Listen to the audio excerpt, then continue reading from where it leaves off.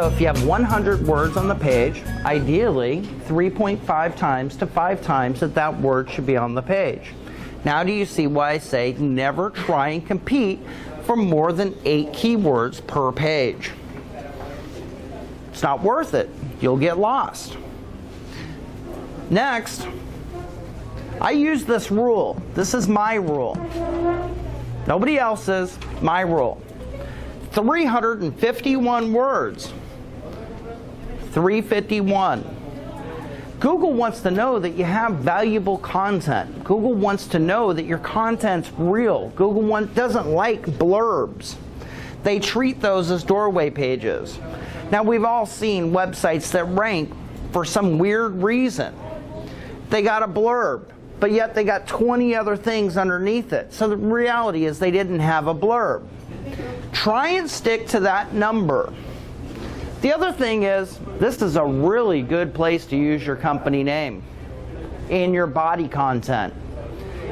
And I forgot to tell you, in your description tags, that's an awesome place to use your company name. Not your title tags. No. Again, start with your keywords. Start with your best foot forward. Start with what you want to be ranked for. Body content. The content of what you're writing. Keywords must match what you used in the title and the description. Your keywords need to flow. They need to go everywhere. The whole concept is that throughout the body, and we're going to talk about these subtitles here, throughout the body of the content, we want to sprinkle our keywords. And I always tell everybody 351 is the magic number. That is what has worked for me for multiple years now, especially since the Panda update. Unique content.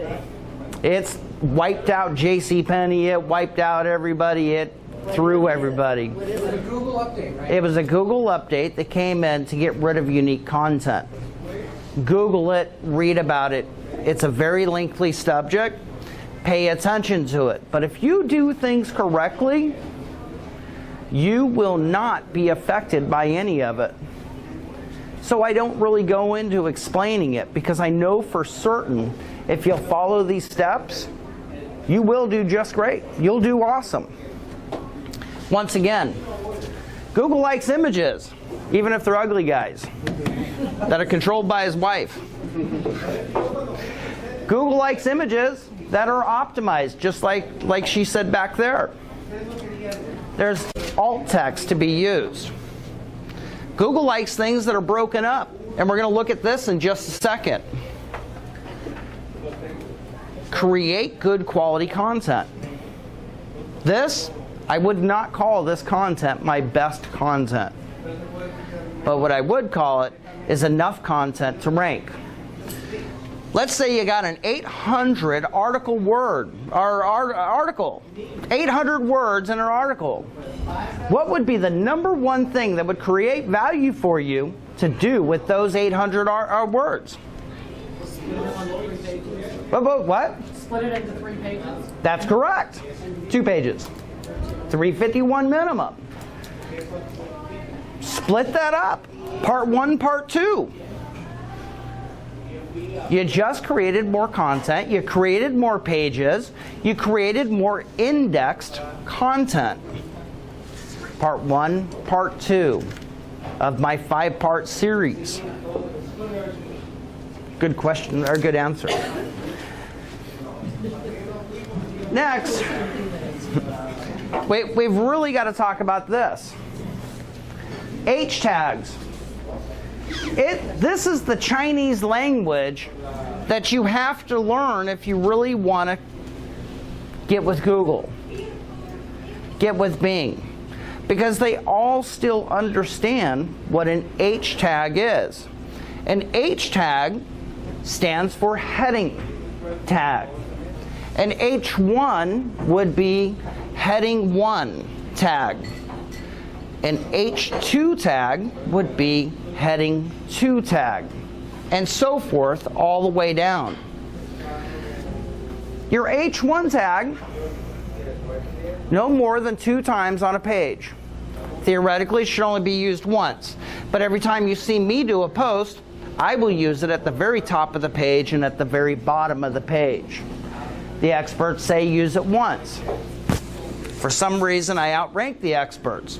So I will use it and continue to use it 2 times. I am it's extremely important to me, because what I do 90% of the time is that my H1 tag is my title description.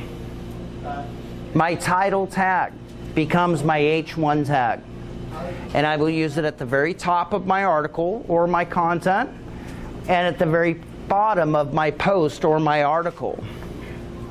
Very top or bottom. H2 tag. Got to use our keywords in this. Remember, we said use 8. This is a great place to use your H tags. H2, heading 2. Just like a newspaper. They break it up. They break up the content. Think of Google as about a 5th grade child. Communicate with Google in a 5th grade language, and you'll do just fine. H3 tag. Great opportunity to use other keywords that you've chosen within your 8 keywords. H tag is a heading tag. Where did it go? They go inside the body of your content, and this is where your webmaster is really going to have to come into play on this. Inside your site, these are tags that are not visible to the visible eye. But Google and the other search engines, this is how they are taught to read. So H1 is obviously my most important, absolute important. I'm telling Google, this is it. This is the most important thing. Going into my H2 tags, I'm going to tell Google, this is my secondary most important. Hosted by Ed Bernstein. Well, what does that mean? See this right here? Hosted by Ed Bernstein. What do I care about hosted by Ed Bernstein? I don't. I was looking for one thing, Ed Bernstein. I know that on the internet there's a lot of people searching for him. I know that if I brand myself, I can get his traffic by people coming to my website looking to read about him. Traffic equals dollars. At that point, that's when you can turn around and funnel them into your funnel. Does it make sense? So there's H2 tags. Lunch Mob in Santa Clarita, California. The hopeful goal is, but by tomorrow morning, we will rank for Lunch Mob in Santa Clarita, California. Are people searching for it? Absolutely. It's a popular event. Is it a big search? Is it millions? Is it thousands? No. It's in the hundreds. But it's just enough to get people to my website. Does that make sense? Just enough. We call this low-hanging fruit. Low-hanging fruit. H tags, like an H6 or an H5, I don't really use these all that often. But I will use them with other things that I link to. Link structure. Link structure is something that I'm going to go into in depth next Tuesday with my workshop. An internal link structure will make the absolute difference of a make and break website and the success of a website. You did all this work on all of your on-site optimization. If you do a proper link structure, they will give you credit. They will show Google what's important. Did you notice that when we searched for our post that we just published today, that Google gave us extra links at the bottom of it? This comes from a well-maintained link structure. I will show you a link structure. Notice how in the very beginning, I linked to something. Do you guys see that? Yeah. That's naming a category that I created. That's naming something. Notice how I linked to 25 score here. That's naming something. I want to show you one more really good example of a good link structure. Now, when you type in SEO Santa Clarita, Google says, okay, 9 Eyes should be number 1. I'm always under attack for this keyword. Look at the very bottom of this page. If you guys can see that, I know it's really hard to see. Do you see how I use these links in the footer? And the links up here that say SEO Santa Clarita, that is an internal link structure. That is defining that page to Google through what's called anchor text. Within anchor text, you can also have something called alt text. Use them both.